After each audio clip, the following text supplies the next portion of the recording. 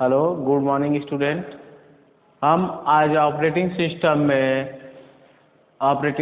Structure पढ़ाने चल रहे हैं। ठीक है, इसके पहले हम इंट्रोडक्शन ऑफ ऑपरेटिंग सिस्टम और ऑपरेटिंग सिस्टम की डिफिनीशन ये सारी चीज़ें उसमें बता रखे हैं। अभी हम टाइप्स ऑफ ऑपरेटिंग सिस्टम पे नहीं गए हुए हैं, क्योंकि ऑपरेटिंग सिस्टम की इंट्रोडक्शन के बाद उसके स्ट्रक्चर के बारे में बताने चल रहे हैं, जो 3 प्रकार के हैं। बेसिकली हम इसे सिर्फ इंट्रोड्यूस करा देते हैं और इसके बाद इसके कुछ main components of operating system के बारे में बात करेंगे। उसके बाद हम टाइप्स ऑफ ऑपरेटिंग सिस्टम पे आएंगे। ओके, तो यहाँ पे सबसे पहले हमारे पास है सिंपल स्ट्रक्चर।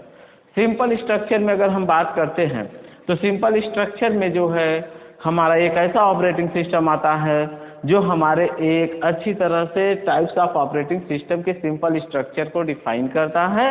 और इसमें जो है हमारा यूनिक्स ऑपरेटिंग सिस्टम भी आता है। और यूनिक्स ऑपरेटिंग सिस्टम में एक ऐसी फंक्शनैलिटी परफॉर्म करता है जो हार्डवेयर की फंक्शनैलिटी को लिमिटेड करता है। कहने का मतलब ये है कि जैसे हम विंडोज 98, विंडोज 2000 इस तरह के ऑपरेटिंग सिस्टम यूज करते हैं, तो उसी के साथ साथ टाइप्स ऑफ ऑपरेटिंग सिस्टम में यूनिक्स ऑपरेटिंग सिस्टम भी होता है। तो यूनिक्स ऑपरेटिंग सिस्टम क्या करता है, वो हार्डवेयर और फंक्शनैलिटी को बहुत लिमिटेशन में यूज करता है विंडोज ऑपरेटिंग सिस्टम के अपेक्षा। ठीक है, तो ये हमारा क्या कहते हैं हो जाता है एक तरह से simple structure of operating system. अब इसके बाद अगर हम इसकी बात करते हैं तो इसे हम कुछ इस तरह से डिफाइन कर सकते हैं कि ये किस तरह से वर्क करता है। तो हम यहाँ पे एक स्ट्रक्चर के फॉर्म में हम इसको समझाने की कोशिश करते हैं। इसको आप ध्यान दीजिए, हम यहाँ पे एक स्ट्रक्चर बनाते हैं। ठीक है, तो यहाँ पे स्ट्रक्चर में हम यहाँ पे 4 लेयर्स को भी डिफाइन कर सकते हैं। 1 2 3 एंड 4। ये 4 ब्लॉक्स हमने इसमें बनाए। आप चाहे जिसे अलग अलग भी कर सकते हैं। हमने थोड़ा सा यहाँ पे एक साथ इन चीज़ को बना दिया है, यहाँ से आप इसको सेपरेट भी कर सकते हैं। इस तरह से आप यहाँ पे रेक्टेंगल बना के इन चीज़ों को आप दिखा सकते हैं। ओके, तो हम यहाँ पे ये स्ट्रक्चर बना रहे हैं और इसी स्ट्रक्चर के अकॉर्डिंग हम इसको डिफाइन करते हैं। ये हमारा हो जाएगा। ठीक है, ओके, इस तरह हमने यहाँ पे 4 रेक्टेंगल बॉक्सेस लिए। प्रोग्रामिंग लैंग्वेज ऑफ डिजाइन में अगर बात किया जाए तो इसे हम टेक्स्ट बॉक्सेस भी कर सकते हैं। ठीक है, तो फर्स्ट यहाँ पे हो जाएगा हमारा एप्लीकेशन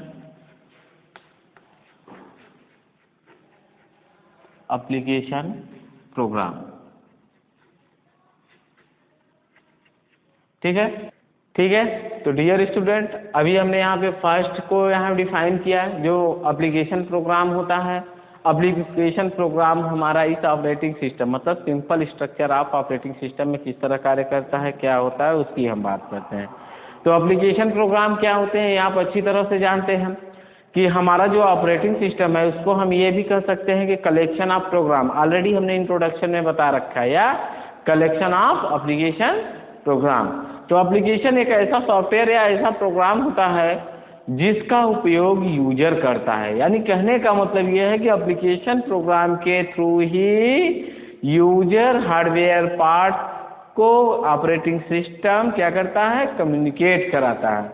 मतलब क्या हो गया, एप्लीकेशन प्रोग्राम और हार्डवेयर इन दोनों के बीच में ऑपरेटिंग सिस्टम वर्क कर रहा है। ऑपरेटिंग सिस्टम एक गाइडर की तरह यूज करता है या कार्य करता है। हार्डवेयर और एप्लीकेशन प्रोग्राम मतलब यूजर को कम्युनिकेट कराने का कार्य करता है।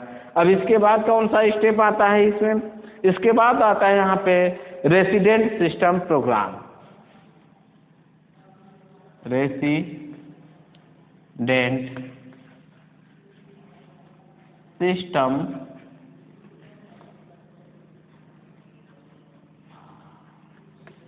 प्रोग्राम। ओके, तो आगे फिर नेक्स्ट हमारे पास है MS DOS device driver. MS DOS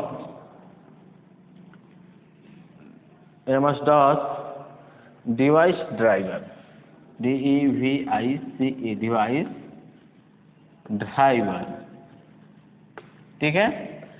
यहाँ पे हो गया application program, resident system program and MS-DOS device driver. And last है हमारे पास ROM BIOS device driver, ROM BIOS device driver. Okay, अब यहाँ पे इनको लिंक करा देते हैं हम। ये लिंक होके कैसे कार्य कर रहे हैं, ये इससे लिंक हुआ, ये इससे लिंक हुआ। ये कहने का मतलब एक कॉन्सेप्ट में ये डायरेक्ट सबसे जुड़े होंगे, लेकिन इसमें दो ही कॉन्सेप्ट ऐसे हैं कि सिर्फ एक पे डिपेंड होकर कार्य करेंगे। पहला हमारा यहाँ है एप्लीकेशन प्रोग्राम, जिसको रोम की आवश्यकता है, और दूसरा यहाँ पे है रेसिडेंट्स ऑफ प्रोग्राम को। अब हम इस पे थोड़ा सा डिस्कस करते हैं। हमने यहाँ पे बता दिया है आपको एप्लीकेशन प्रोग्राम क्या होते हैं, ठीक है। यूजर जिस सॉफ्टवेयर या जिस प्रोग्राम का यूज करके अपने कार्य को परफॉर्म करता है उसे हम एप्लीकेशन प्रोग्राम कहते हैं। उसके बाद रेसिडेंट सिस्टम प्रोग्राम आता है। रेसिडेंट सिस्टम प्रोग्राम का मतलब ये होता है जो एक ऐसा सिस्टम या एक ऐसा प्रोग्राम जो हमारे द्वारा किया गया प्रोग्राम या कोड को अपने पास स्पेस देता है, उसको स्टोर करता है, उसे हम रेसिडेंट सिस्टम ऑफ प्रोग्राम कहते हैं। उसके बाद बात आती है MS-DOS डिवाइस ड्राइवर की। MS-DOS डिवाइस ड्राइवर का मतलब ये होता है कि ये इसका मतलब आपको पता ही है, Microsoft disk operating system. Microsoft disk operating system का मतलब ये हो जाता है कि एक ऐसा ड्राइवर, एक ऐसा सॉफ्टवेयर होता है जो उन डिवाइसेस को आपस में ड्राइवर के का यूज करके उन सबको आपस में कनेक्ट कराता है। उसके बाद लास्ट हमने दिया है यहाँ पे रोम BIOS device driver, ROM BIOS device driver. इसका कार्य क्या होता है, रीड ओनली मेमोरी। कहने का मतलब है कि एक ऐसी मेमोरी होती है जो ऑलरेडी पहले से ही ऑपरेटिंग सिस्टम क्या करता है, प्री डिफाइन कर चुका होता है, और उसके अंदर बेसिक इनपुट आउटपुट सिस्टम जो भी परफॉर्मेंस होते हैं, मतलब कि जितने भी इनपुट आउटपुट सिस्टम या जो भी डिवाइसेस होती हैं हमारे, उनके जो ड्राइवर्स होते हैं, जो उनके सॉफ्टवेयर्स होते हैं, उनको उस डिवाइस के अकॉर्डिंग उसमें इंस्टॉल करना, उन्हें कनेक्ट कराने का कार्य करता है। तो ये जो टास्क यहाँ पे हमने बताया, जो ये स्टेप हमने 4 बताए, ये चारों स्टेप किस में यूज होते हैं, सिंपल स्ट्रक्चर ऑफ एप्लीकेशन में। मतलब सिंपल स्ट्रक्चर ऑफ एप्लीकेशन कहने का मतलब ये है कि अगर हम कोई भी एक प्रोग्राम अगर हम रन कराते हैं या करते हैं, तो हमें इस स्ट्रक्चर को हमारा इंटरनल ऑपरेटिंग सिस्टम क्या करता है, फॉलो करता है, और हम इसी के अकॉर्डिंग हमारा प्रोसेस होता है और कोई भी टास्क परफॉर्म होता है, ठीक है। फॉर एग्जांपल, जैसे ही हम अपने सिस्टम को ऑन करते हैं तो सबसे पहले हमारा सिस्टम जैसे ही ऑन होता है तुरंत बायोस एक्टिवेट होते हैं। उसके ड्राइवर्स के अकॉर्डिंग वो जितने भी इनपुट आउटपुट डिवाइसेस होते हैं उनको क्या करता है, वो आपस में कनेक्ट कराता है। उसके बाद MS-DOS, ये क्या कहते हैं, इंटरनल कंसोल ऑपरेटिंग सिस्टम हमारा होता है जो उसे एक्टिवेट करता है सारी डिवाइसेस को। और उसके बाद रेसिडेंट सिस्टम प्रोग्राम का कार्य क्या होता है, ये ऑलरेडी प्रिजर्व जो भी ऑपरेटिंग सिस्टम ऑफ फंक्शनलिटीज होती हैं उनको एक्टिवेट करता है, ताकि हम एप्लीकेशन पे जो भी कार्य करने जा रहे हैं ये फंक्शनलिटी उसे सपोर्ट कर सके, ठीक है। तो यहाँ पे हमारा ये क्या हो गया, simple structure of operating system हो गया, ठीक है। तो simple structure of operating system हमारा ये हो गया, और इसी के साथ हम इसकी डिफिनीशन भी यहाँ पे इसी तरह डिफाइन कर सकते हैं कि simple structure operating system, first step is follow the application program which is allow the work of a user, then perform the resident system program and open and task perform within the help of Microsoft Disk Operating System drivers, okay। Then after last step यहाँ पे हमने दिया है कि simple structure of operating system is following last step of the level ROM BIOS device driver, okay। तो इतने 4 step इसमें follow होंगे। इसके बाद हम आते हैं यहाँ पे लेयर्ड स्ट्रक्चर के बारे में बात करेंगे, ठीक है। तो लेयर्ड स्ट्रक्चर में भी इसे भी हम स्ट्रक्चर के अकॉर्डिंग ही इसको समझाते हैं। डिफिनीशन ऑलरेडी हमने बता दिया है, इसको PDF के फॉर्म में भी मिल जाएगा आप लोगों को।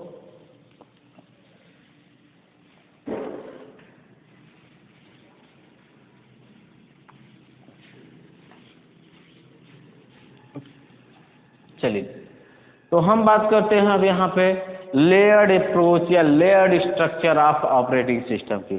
तो layer structure of operating system का कार्य क्या होता है यहाँ पे हम बताते हैं। लेयर्ड स्ट्रक्चर ऑफ प्रोग्राम में ये जो होता है हमारा मल्टीपल लेयर ऑफ फंक्शनलिटीज में वर्क परफॉर्म करता है। कहने का मतलब है कि हमारा जो ऑपरेटिंग सिस्टम होता है वो छोटे छोटे मॉड्यूल में क्या होते हैं, डिस्ट्रीब्यूट होते हैं, और छोटे छोटे मॉड्यूल से मिलकर ये एक बड़े प्रोग्राम को जनरेट करता है। ठीक है, तो वही लेवल में कैसे ये डिस्ट्रीब्यूट होता है, कैसे ये वर्क करता है, उसकी हम बात करते हैं। फॉर एग्जाम्पल यहाँ पे ये भी कह सकते हैं कि यहाँ पे फर्स्ट लेयर या जितने भी यहाँ पे टास्क हम अभी मॉड्यूल की बात करते हैं उन सबको छोटे छोटे पार्ट्स या छोटे छोटे लेयर्स में क्या करता है, ये डिस्ट्रीब्यूट कर देता है। ठीक, जो कि क्या कहते हैं बॉटम टू अप कॉन्सेप्ट में वर्क करता है, जिसे हम हार्डवेयर ऑफ जीरो लेयर्स भी कह सकते हैं। इस लेयर को जो बॉटम से हमने स्टार्ट किया है, और इसमें क्या कहते हैं n लेयर्स तक इसको डिफाइन कर सकते हैं। मतलब जितने भी internal process of operating system होते हैं उसको हम 1 by 1 लेयर टू लेयर इसको डिक्लेयर कर सकते हैं। ठीक है, अब इसी के साथ हम यहाँ पे इसको क्या करते हैं, एक स्ट्रक्चर के कॉन्सेप्ट में समझाते हैं। तो एक यहाँ पे हम स्ट्रक्चर बनाते हैं इसके लिए। ये हमारा क्या कहते हैं फर्स्ट लेयर्स के अकॉर्डिंग हम बना रहे हैं इसको, और 0 से स्टार्ट होगा ये। ठीक है, and is second and is fourth, इसको हम n लेयर तक दर्शाएंगे। तो यहाँ पे सबसे पहला हमारे पास स्टेप होता है लेयर 0।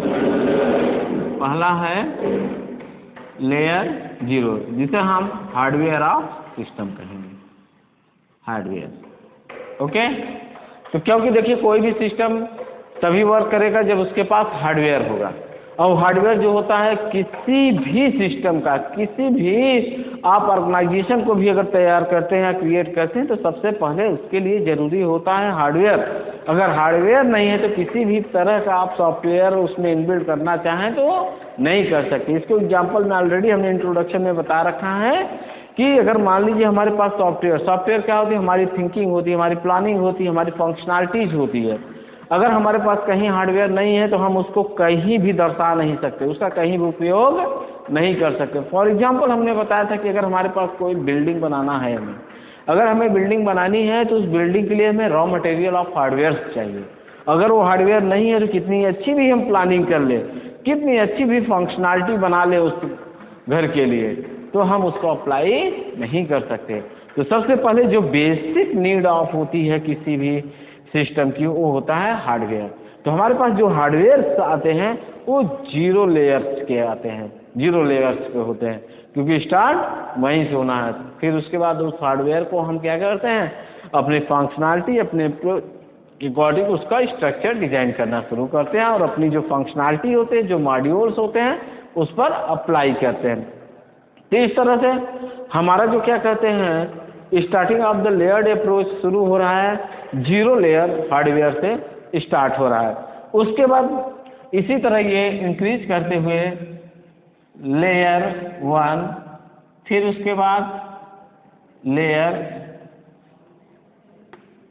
n टाइम का।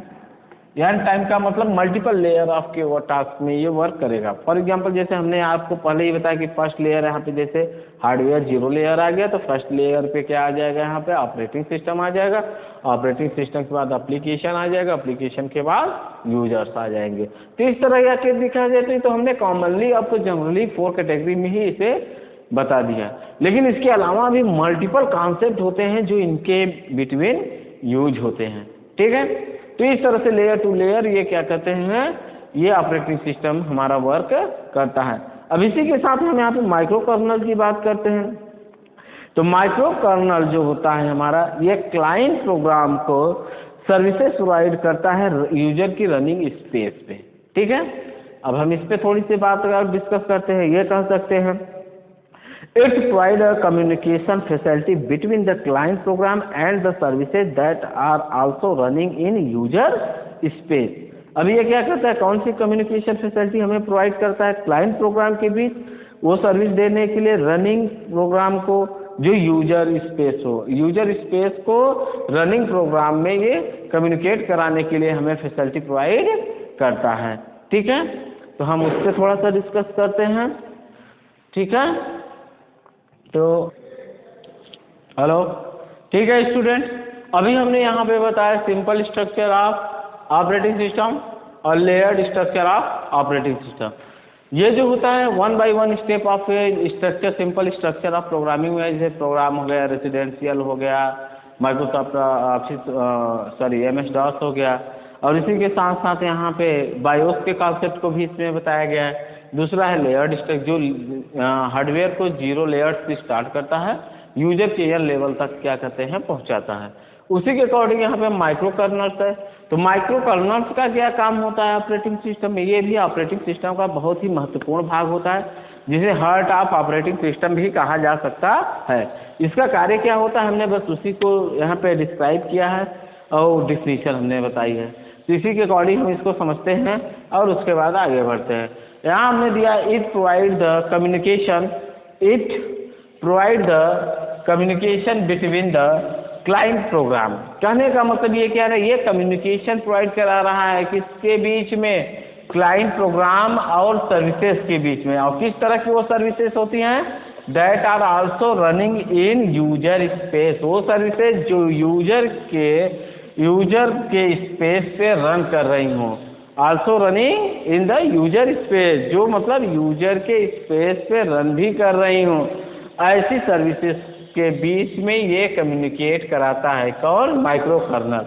कहने का मतलब ये है कि जैसे हमारा हार्डवेयर था, ऑपरेटिंग सिस्टम था और यूजर प्रोग्राम, तो यूजर जो था ऑपरेटिंग सिस्टम इसके बीच कार्य करता था। अब यहाँ पे जैसे यूजर ने प्रोग्राम दिया और प्रोग्राम देने के बाद ऑपरेटिंग सिस्टम के इंटरनल वो क्या होता है? प्रोसेस होता है। तो वही जो प्रोसेसिंग होती है उसी को यहाँ बता रहा है कि यूजर स्पेस पर वो सर्विसेज जो रन कर रही होती हैं उनके बीच और हमारा जो क्लाइंट है उनके बीच ये कम्युनिकेशन कराता है।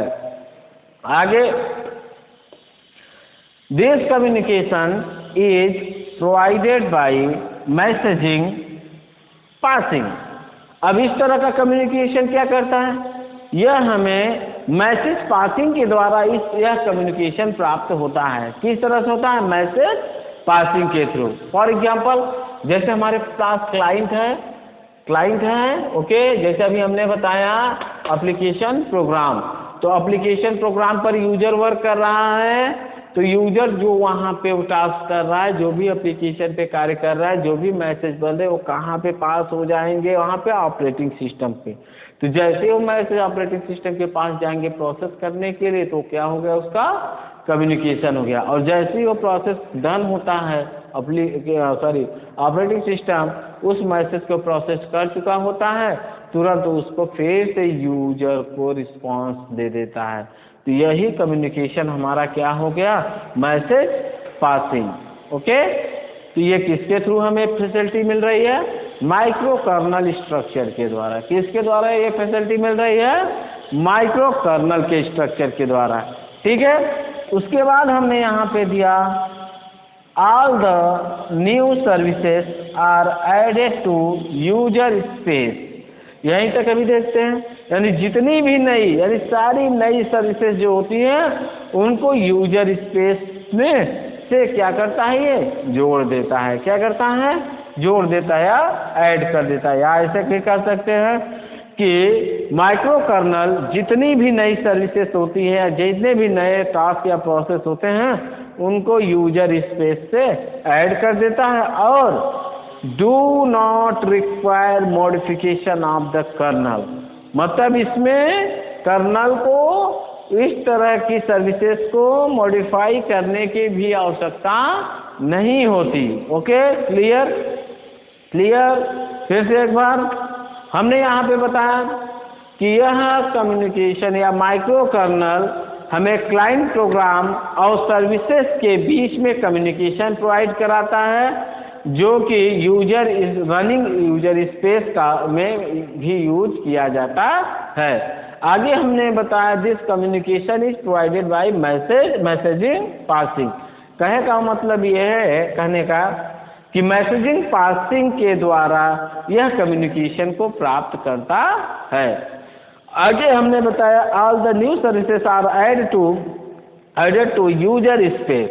यहाँ कहने का मतलब सभी जितनी भी प्रकार की नई सर्विसेज हैं उनको यूजर स्पेस के साथ ये जोड़ देता है और and do not require modification of the colonel.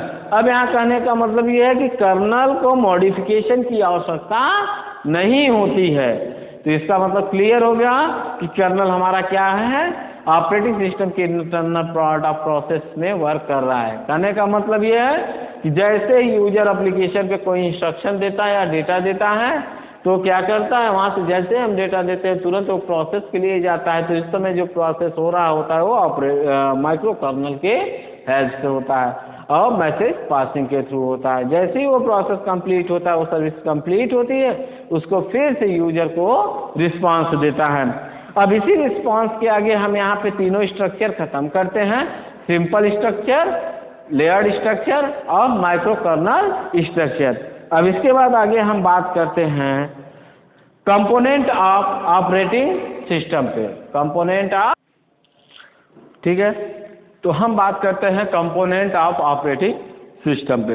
तो यहाँ पे ऑपरेटिंग सिस्टम के बारे में अगर हम बात करते हैं तो ये कह सकते हैं कि the operating system is comprises a set of software package that can be use to the manage interaction with the hardware. इसी के साथ हम यहाँ पे द सेट ऑफ सॉफ्टवेयर की बात करते हैं जो कंपोनेंट ऑफ ऑपरेटिंग सिस्टम है। तो पहला हम यहाँ पे लिखते हैं, पहला लिखते हैं कर्नल, ओके, एंड दूसरा इज कर्नल,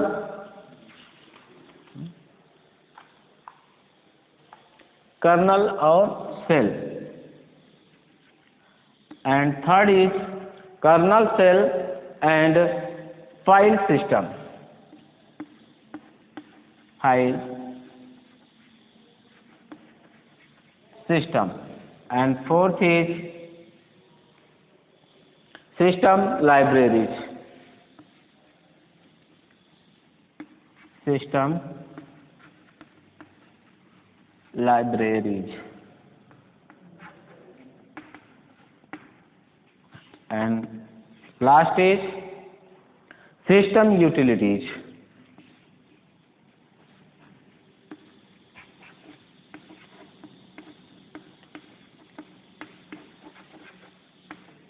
ठीक है, तो ये मेन हमारे कंपोनेंट ऑफ ऑपरेटिंग सिस्टम होते हैं जो 5 प्रकार के हैं। पहला कर्नल है, दूसरा सेल है, तीसरा फाइल सिस्टम है, चौथा सिस्टम लाइब्रेरीज है और पांचवा सिस्टम यूटिलिटीज है। ठीक है, तो यहाँ पे हम बात करते हैं कर्नल के बारे में। कर्नल क्या करता है, यह बहुत ही बेसिक फंक्शन के लिए कंप्यूटर के इंस्टॉलेशन में यूज किया जाता है। कहने का मतलब ये होता है कि जिस समय हम कंप्यूटर में अपने इंस्टॉलेशन का टास्क परफॉर्म करते हैं तो उस समय सबसे बेसिक फंक्शनैलिटीज के लिए कर्नल का यूज किया जाता है। यह कह सकते हैं कि जब भी हम अपने सिस्टम में, ऑपरेटिंग सिस्टम पे कोई भी टास्क परफॉर्म करते हैं तो सबसे पहले ऑपरेटिंग सिस्टम के इंटरनल पार्ट में कर्नल टास्क परफॉर्म करता है। तो इसको हम इस तरह भी यहाँ पे डिफाइन कर सकते हैं, या कर सकते हैं कि perform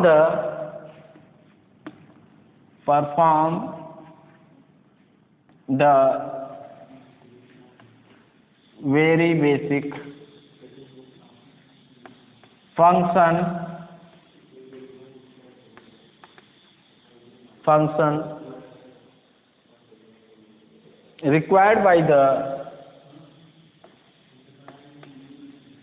required by the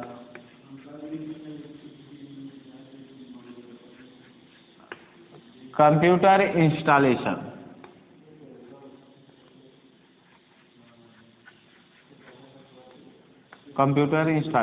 okay. तो यहाँ पे सिर्फ एक लाइन में हमने कर्नल को एक्सप्लेन किया। Perform the very basic function required by the computer installation, यानी कि कंप्यूटर इंस्टॉलेशन टाइम में इसमें सबसे बेसिक फंक्शन की आवश्यकता होती है, उसको ये परफॉर्म करता है हमारा colonel, okay.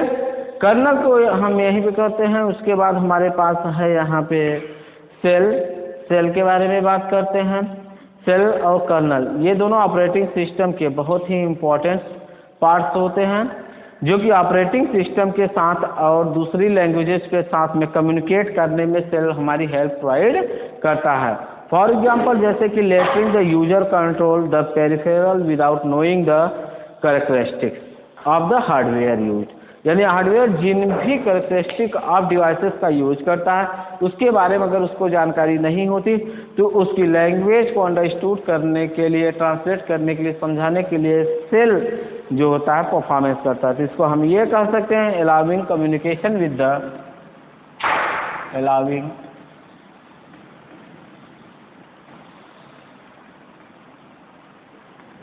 Communication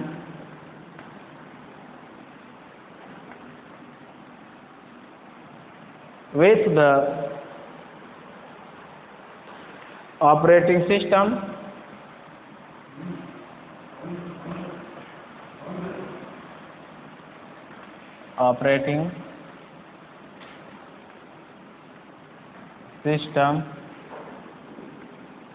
via a control language, via a control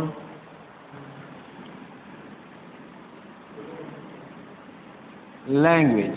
okay, बस इतना ही चीज़ हम बताते हैं कि हमें क्या अलाउ करता है, ऑपरेटिंग सिस्टम के द्वारा कंट्रोल लैंग्वेज को अलाउ करता है कम्युनिकेट करने के लिए। कहने का मतलब ये है कि जो सेल हमारा होता है, जो यूजर कंट्रोल और जो उसके कंप्यूटर के हार्डवेयर पार्ट्स ऑफ पेरिफेरल्स होते हैं उनके बीच में कम्युनिकेशन करने के लिए ये हमें उन कंट्रोल लैंग्वेज को अलाउ करता है। अब इसी के साथ हमारे पास नेक्स्ट तीसरा है, ये हमारे पास फाइल सिस्टम है। फाइल सिस्टम क्या इंडिकेट कर रहा है, इसका क्या कार्य होता है कंपोनेंट ऑफ ऑपरेटिंग सिस्टम में, उस पर बात करते हैं। ये होता है the file system allowing file to be recorded in tree structure. ठीक है, यानी कि फाइल सिस्टम जितने भी फाइल ऑफ सिस्टम में हमारे फाइल्स होती हैं उनको ये ट्री स्ट्रक्चर में रिकॉर्डेड होने के लिए या मैनेज करने के लिए इसका उपयोग किया जाता है। तो हम यहाँ पे ये कह सकते हैं the file system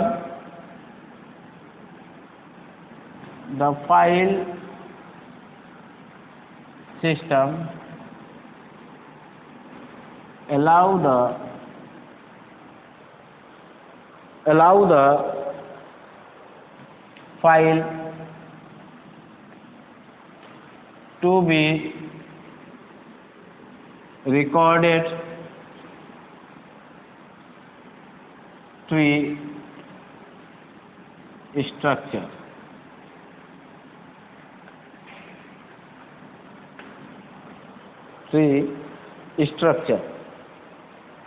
recorded in a tree structure। ठीक है, यहाँ पे हम कह सकते हैं कि फाइल सिस्टम हमें क्या अलाउ करता है, फाइलों को ट्री स्ट्रक्चर के फॉर्म में रिकॉर्ड करने की परमिशन देता है या अलाउ करता है। ठीक है, अब यहाँ पे नेक्स्ट जो कंपोनेंट होता है हमारे पास सिस्टम लाइब्रेरीज है। सिस्टम लाइब्रेरीज के बारे में बात करते हैं तो सिस्टम लाइब्रेरीज का काम क्या होता है, ये सेट ऑफ फंक्शंस होते हैं, स्टैंडर्ड फंक्शन का सेट होता है जो कि एप्लीकेशन और कर्नल के बीच में कम्युनिकेट कराता है। इसको हम ये कह सकते हैं it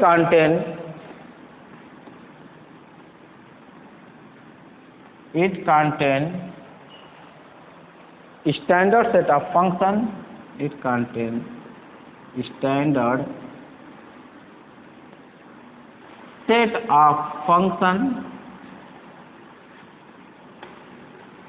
of function through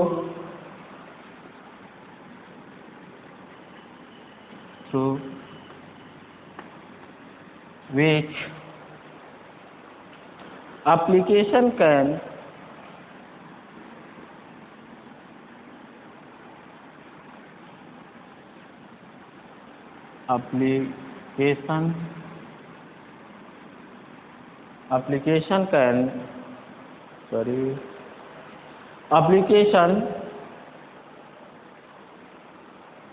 can interact with the kernel। ठीक है, तो ये हमारे पास हो गया सिस्टम लाइब्रेरी। सिस्टम लाइब्रेरीज का काम क्या होता है? जैसे लाइब्रेरीज की बात अगर करते हैं तो ये collection of function, collection of books, collection of records कह सकते हैं। लाइब्रेरीज का काम ही क्या होता है कि डेटा को अपने पास रिकॉर्ड करके रखना। और हम बात करते हैं यहाँ पे सिस्टम, तो सिस्टम में जो भी फंक्शन यूज हो रहे हैं उनकी लाइब्रेरीज की।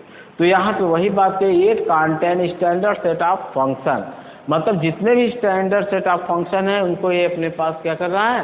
कंटेन करके या स्टोर करके रख रहा है। इसके द्वारा क्या हो रहा है? Through which application can interact with the kernel, जो कि क्या कहते हैं एप्लीकेशन और कर्नल के बीच में इंटरेक्ट या कम्युनिकेशन करा सकता है या जिसके द्वारा कराया जाता है। ठीक है, तो ये हमारा हो गया सिस्टम लाइब्रेरी। अब हम यहाँ पे लास्ट जो कंपोनेंट इसमें बताए हैं सिस्टम यूटिलिटीज। सिस्टम यूटिलिटीज की बात करते हैं तो सिस्टम यूटिलिटीज का काम क्या होता है? System utilities are programs that perform individual specialized management task. कहने का मतलब ये है कि सिस्टम यूटिलिटी प्रोग्राम के इंडिविजुअल प्रोग्राम के परफॉर्मेंस को स्पेशली मैनेज करता है, मतलब उसके जो भी टास्क होते हैं या जो भी फंक्शनलिटी होती है उसको इंडिविजुअली हैंडल करता है या मैनेज करता है। तो इसको हम इस तरह कह सकते हैं system utility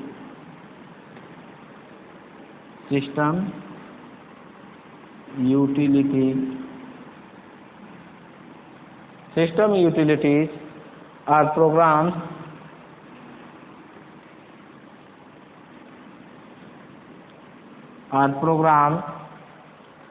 that perform individual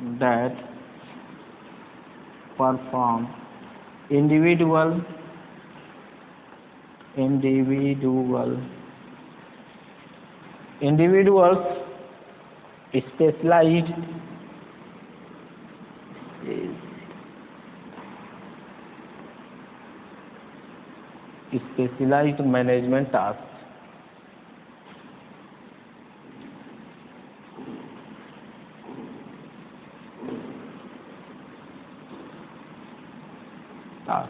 okay,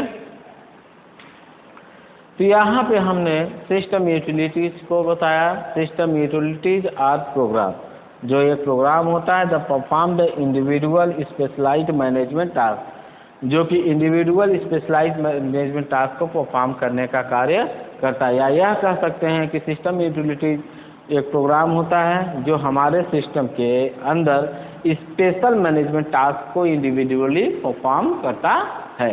ठीक है, तो इसी के साथ यहाँ पे 5 कंपोनेंट ऑफ ऑपरेटिंग सिस्टम के बारे में हमने बताया, जिसमें कर्नल है, सेल है, फाइल सिस्टम है, सिस्टम लाइब्रेरीज है और सिस्टम यूटिलिटीज है। फर्स्ट हमने यहाँ पे बता दिया कर्नल, तो कर्नल के बारे में भी हमने बता ही रखा है, perform the very basic function required by the computer installation. कहने का मतलब यही हो गया कि यह बहुत ही बेसिक फंक्शन को परफॉर्म करता है जिसे कंप्यूटर इंस्टॉलेशन के द्वारा इसकी आवश्यकता होती है। सेल में allowing communication with the operating system via control language. ठीक है, ये हमें अलाउ करता है कंट्रोल लैंग्वेज को यूज करने के द्वारा ऑपरेटिंग सिस्टम को कम्युनिकेट कराने के लिए दूसरी फाइलों या दूसरी फंक्शनलिटीज पे। ठीक है, सिस्टम फाइल है, system file the file system allowing the file to be recorded in a tree structure. इसका काम क्या होता है? फाइल सिस्टम को ये अलाउ करता है कि फाइल्स को ट्री स्ट्रक्चर के फॉर्म में रिकॉर्ड करने के लिए। ठीक है, देन उसके बाद सिस्टम लाइब्रेरीज की बात करते हैं, तो सिस्टम लाइब्रेरीज हमें क्या फैसिलिटी प्रोवाइड करा रहा है? It contain standard set of function. यह क्या होता है? स्टैंडर्ड सेट ऑफ फंक्शन का कलेक्शन होता है। इसके द्वारा which application can interact with the kernel, यानी एप्लीकेशन को हम कर्नल के साथ इंटरेक्ट कर सकते हैं या कम्युनिकेट करा सकते हैं। ठीक है, तो ये हमारा हो गया सिस्टम लाइब्रेरी। और उसके बाद लास्ट हमारे पास 5वां जो कंपोनेंट है सिस्टम यूटिलिटीज। सिस्टम यूटिलिटीज क्या होता है? एक प्रोग्राम होता है जो इंडिविजुअल स्पेशली मैनेजमेंट टास्क को परफॉर्म करता है। ठीक है, तो ये 5 कंपोनेंट्स ऑफ ऑपरेटिंग सिस्टम है। जो यहाँ पे एक्सप्लेन किए हुए हैं। अब आगे बढ़ेंगे,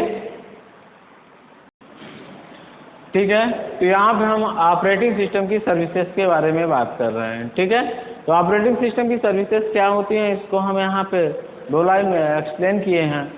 पहला यहाँ पे हमने दिया, the primary goal of the operating system is to provide an environment, यानी कि इसका सबसे प्राइमरी गोल या लक्ष्य जो होता है इसका एक इन्वायरमेंट प्राप्त करना होता है, एक अच्छा इन्वायरमेंट प्राप्त करना होता है, जिसका कार्य क्या होता है, वेयर यूजर कैन एग्जीक्यूट, जहाँ पर यूजर या उपयोगकर्ता क्या करता है, अपने प्रोग्राम को बहुत ही आसानी से एग्जीक्यूट करा सकता है। यानी कि यूजर को प्रोग्राम को एग्जीक्यूट कराने के लिए एक बहुत ही बेहतर और बहुत ही अच्छा एनवायरनमेंट प्रोवाइड कराना, जहाँ पे वो अपने प्रोग्राम को बहुत ही आसानी से और बहुत ही सरलता से उसको एग्जीक्यूट करा सके, ठीक है।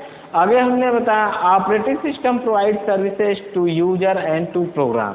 कहने का मतलब क्या है कि ऑपरेटिंग सिस्टम सर्विसेज किसे प्रोवाइड कराता है, तो उपयोगकर्ता को ये सर्विस प्रोवाइड कराता है और प्रोग्राम को सर्विस प्रोवाइड कराता है। क्योंकि ओवरऑल जितना भी कंप्यूटर है, जितना भी हम टास्क परफॉर्म करते हैं या कार्य करते हैं, तो ये दो ही के बीच में होता है। एक होता है वो प्रोग्राम जो हम करते हैं और जो उसको एग्जीक्यूट कराता है, ये दोनों प्रोग्राम हुआ। और करने वाला जो होता है यूजर्स होता है। तो यूजर को सर्विसेज जब बेटर, अंडरस्टैंडेबल और क्लियर मिलेंगे तो ही यूजर सेटिस्फाई होगा। और प्रोग्राम जितना अच्छे से सर्विसेज मिलेंगे उसको उतने अच्छे से वो एग्जीक्यूट करेगा, किसी भी तरह की प्रॉब्लम नहीं क्रिएट होगी।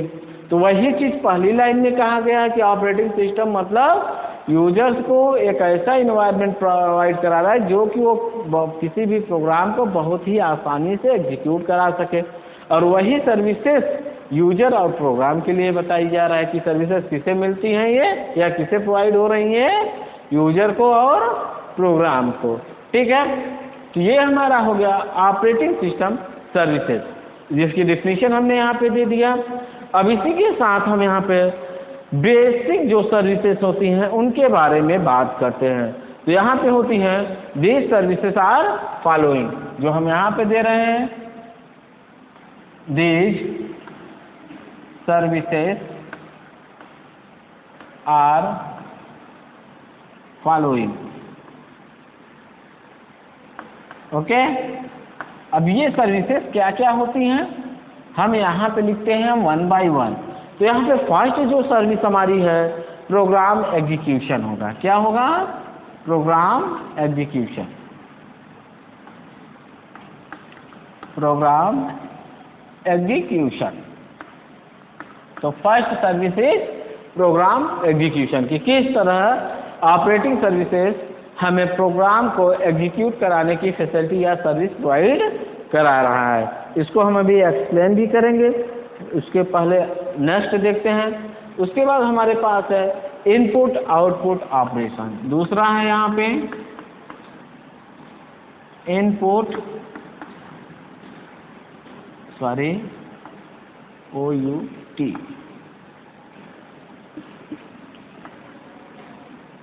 Output operation, okay.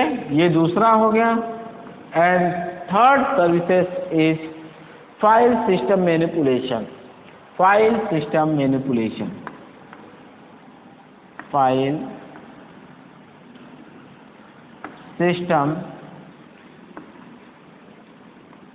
Manipulation.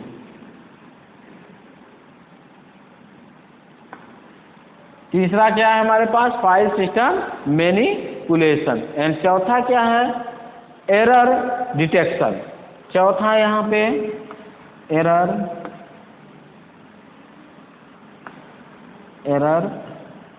Detection, error detection. And fifth is जो पांचवी सर्विस है वो है रिसोर्स एलोकेशन, रिसोर्स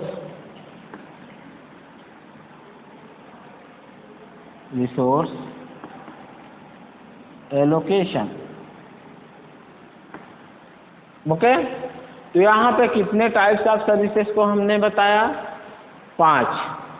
कौन कौन से हैं वो? पहला प्रोग्राम एग्जीक्यूशन, दूसरा input output operation, and third is file system manipulation, error detection and resource allocation. ठीक, तो इनके बारे में हम थोड़ा सा बात करते हैं और बताते हैं कि ये क्या होते हैं। पहला यहाँ पे प्रोग्राम एग्जीक्यूशन। तो प्रोग्राम एग्जीक्यूशन क्या होता है? ये ऑपरेटिंग सिस्टम की पहली सर्विस होती है। क्या होती है? ऑपरेटिंग सिस्टम की ये पहली सर्विस होती है जो प्रोग्राम को एग्जीक्यूट कराने की फैसिलिटी प्रोवाइड करता है। तो यहाँ पे हम क्या कर सकते हैं? It is the first service of operating system. क्या कह सकते हैं? It is the first service of operating system. ठीक है, यानी इसे हमने क्या बताया कि यह हमारे ऑपरेटिंग सिस्टम की पहली सर्विस होती है। क्या कार्य होता है इसका? In this service operating system give an instruction to execute a program. मतलब ये सर्विस क्या करती है? ऑपरेटिंग सिस्टम को इंस्ट्रक्शन देती है कि हमारा एक प्रोग्राम एग्जीक्यूट करे। तो यहाँ पे हम क्या देंगे? इन दिस सर्विस, यहीं पे हम दे रहे हैं, sorry, in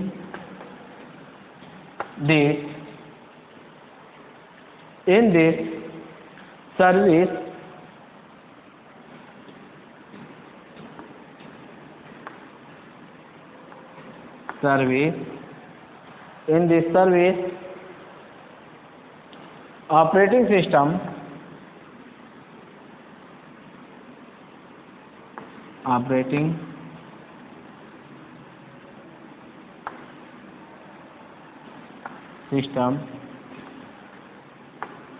gives an instruction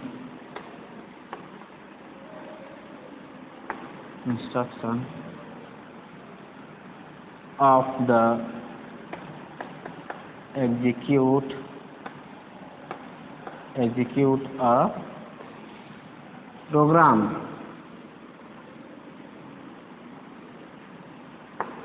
okay, तो यहाँ पे हमने दूसरी लाइन में ये बताया कि प्रोग्राम एग्जीक्यूशन क्या है और कैसे कार्य किया जा रहा है। ये तो पहले इसको बताया गया कि ऑपरेटिंग सिस्टम की ये पहली सर्विस होता है। उसके आगे हमने बताया in this services operating system gives an instruction of the execution a program, यानी एक प्रोग्राम को एग्जीक्यूट कराने के लिए ये ऑपरेटिंग सिस्टम इंस्ट्रक्शन देता है, या इस सर्विस में ऑपरेटिंग सिस्टम जो है हमारा एक प्रोग्राम को एग्जीक्यूट करने का निर्देश या इंस्ट्रक्शन देता है।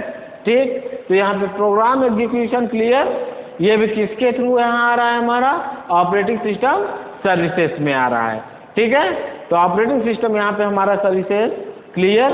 अब इसी के साथ हम यहाँ पे दूसरा एक्सप्लेन करते हैं जो इस तरह से है, input output operation. Input output operation को बताते हैं।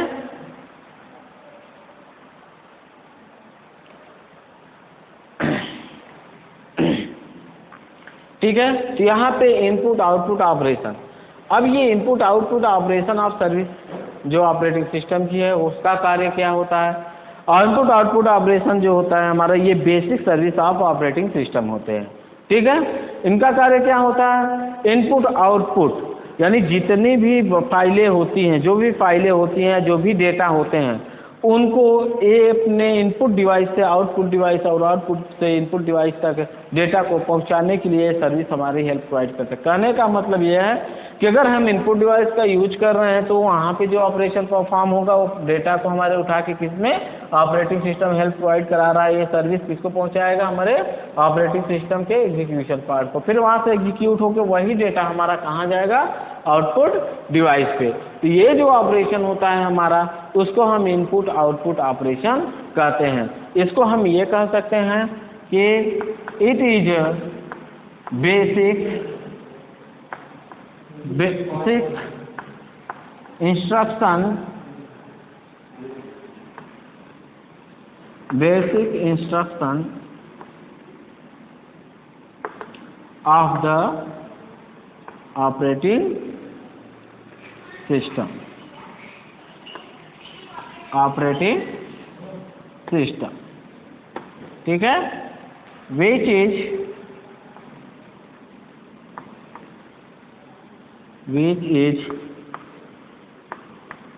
given the input from a device to operating system, operating system, ठीक है। तो यहाँ पे हम बात करते हैं कि किस तरह से इनपुट आउटपुट ऑपरेशन परफॉर्म हो रहा है। यह basic instruction of operating system होता है और यह क्या काम कर रहा है, जो कि इनपुट एक डिवाइस से ऑपरेटिंग सिस्टम तक देने का कार्य है। वो ऑपरेटिंग सिस्टम हमारा क्या कर रहा है, वहाँ पे प्रोसेस करने के बाद then forward the data out to output device, okay. तो ये हमारा हो गया दूसरा इनपुट आउटपुट ऑपरेशन, ठीक है।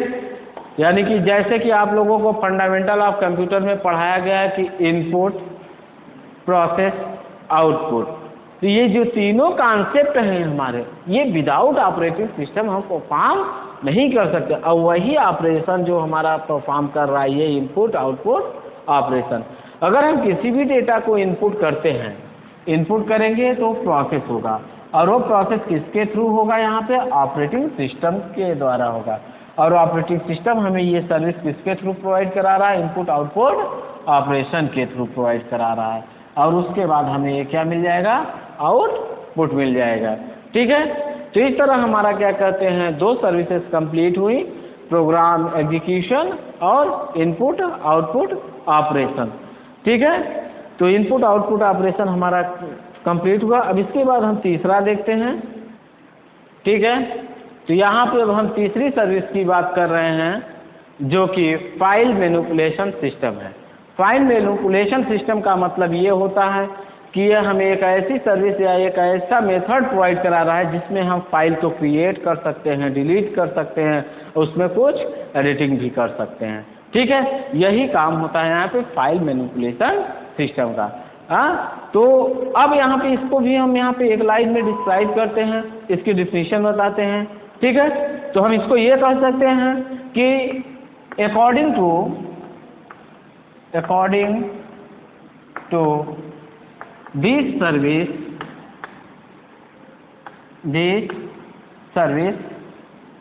in program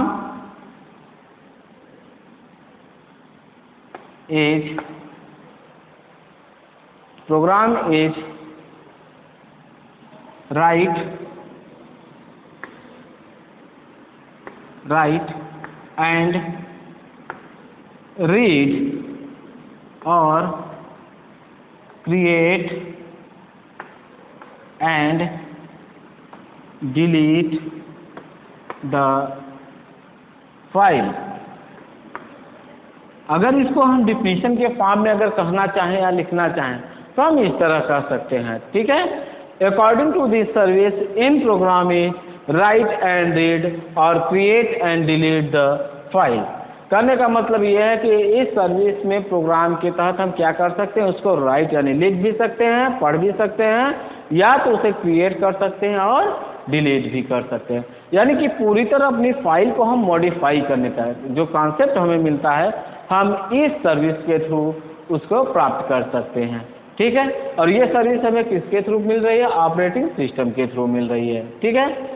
जैसे कि हम ऑपरेटिंग सिस्टम अपने सिस्टम में ऑपरेटिंग सिस्टम इंस्टॉल करते हैं, कोई फाइल करप्ट हो जाती है या कोई प्रॉब्लम क्रिएट होती है, तो जब भी हम सिस्टम को अपने ऑपरेटिंग सिस्टम को अपडेट करना चाहते हैं तो अपडेट का कॉन्सेप्ट भी यही होता है मैनिपुलेशन तो ये हमें यही सर्विस प्रोवाइड कराता है। जैसे हम अपडेट के कॉन्सेप्ट को अप्लाई करते हैं तो वही सॉफ्टवेयर हमारे सिस्टम में फिर से रीअप्लाई होता है, और जो जो सर्विसेज हमारी ओल्ड हो चुकी होती है या जो फाइलें हमारी करप्ट हो जाती हैं, डिलीट हो जाती हैं, या जो भी डेटा गड़बड़ हो जाते हैं, तो ये उनको क्या करता है, रिपेयर कर देता है, मैनिपुलेट कर देता है। ठीक है, तो ये हमारा हो गया फाइल मैनिपुलेशन सिस्टम। सीधी सी बात, एक लाइन में इसको ये समझ सकते हैं कि यह सर्विस हमारे प्रोग्राम में हमें लिखने की, पढ़ने की, डेटा को एडिट करने की और उसे डिलीट करने की फैसिलिटी प्रोवाइड करता है। ठीक है, अब इसके बाद चौथा जो हमारे पास क्या कहते हैं सर्विस है, वो है एरर डिटेक्शन। एरर डिटेक्शन, अब यहाँ पे कहने का मतलब क्या है, एरर डिटेक्शन में, एरर डिटेक्शन का मतलब क्या होता है, ये सर्विस हमें ऐसी फैसिलिटी प्रोवाइड कराएगा कि हमारे ऑपरेटिंग सिस्टम में कोई फाइल है या कोई भी डेटा है जो कि क्या कहते हैं उसमें एरर है या कोई प्रॉब्लम है, तो ये ऑपरेशन उसकी एरर को, उसकी प्रॉब्लम को डिटेक्ट करके हमें बताती है। तो इसको हम इस तरह कह सकते हैं, this operating system is this operating system is responsible for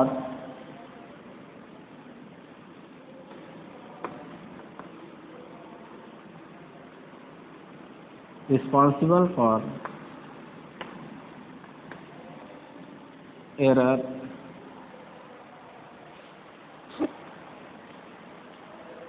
detection।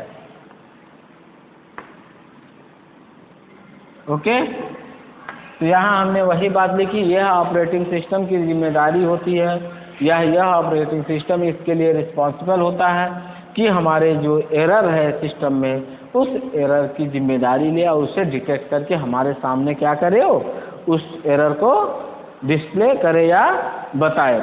इसी के साथ हम यह भी कह सकते हैं कि error detection is the basic need of operating system. यह ऑपरेटिंग सिस्टम की सबसे बेसिक या आधारभूत आवश्यकता होती है। अगर हमारा ऑपरेटिंग सिस्टम हमारी गलतियों को, हमारे एरर्स को अगर डिटेक्ट नहीं कर पाता तो भी बहुत बड़ी प्रॉब्लम क्रिएट करेगा। तो हम ये भी कह सकते हैं यहाँ पर कि एरर डिटेक्शन में, error detection is the error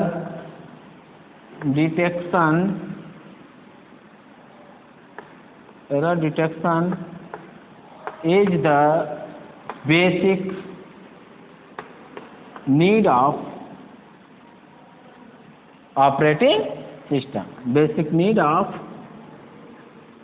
operating system। ठीक है, तो ये हमारी क्या कहते हैं, इस तरह से इसकी डेफिनेशन भी हो जा रही है और इस तरह से आप इसको अच्छे से समझ भी सकते हैं। This operating system is responsible for error detection, यानी यह ऑपरेटिंग सिस्टम एरर डिटेक्शन के लिए रिस्पॉन्सिबल या जिम्मेदार होता है। एंड आगे, error detection is the basic need of operating system, मतलब यह ऑपरेटिंग सिस्टम की सबसे बेसिक आवश्यकता होता है एरर डिटेक्शन। ठीक है,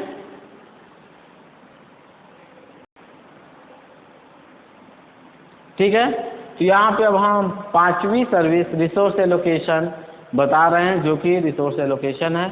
यहाँ रिसोर्स एलोकेशन का काम क्या है, यानी कहने का मतलब यह एक ऐसी सर्विस है जो हमारे ऑपरेटिंग सिस्टम के द्वारा एक या एक से अधिक जॉब को या वर्क को एक ही समय पे एग्जीक्यूट कराने की फैसिलिटी प्रोवाइड करता है या रिसोर्स प्रोवाइड करता है। तो हम इसको ऐसे भी बता सकते हैं, in the operating system, in the operating system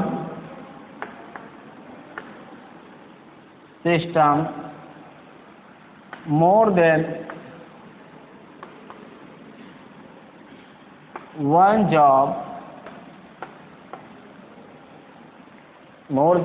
job execute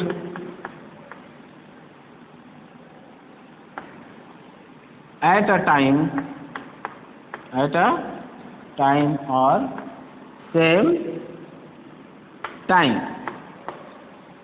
okay, तो यहाँ पे एक लाइन में यही कह सकते हैं कि इस ऑपरेटिंग सिस्टम में अधिक से अधिक या एक जॉब को एक ही साथ या एक ही समय पे हम एग्जीक्यूट करा सकते हैं।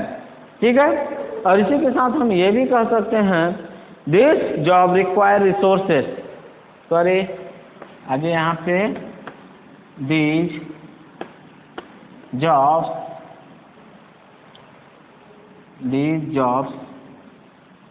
require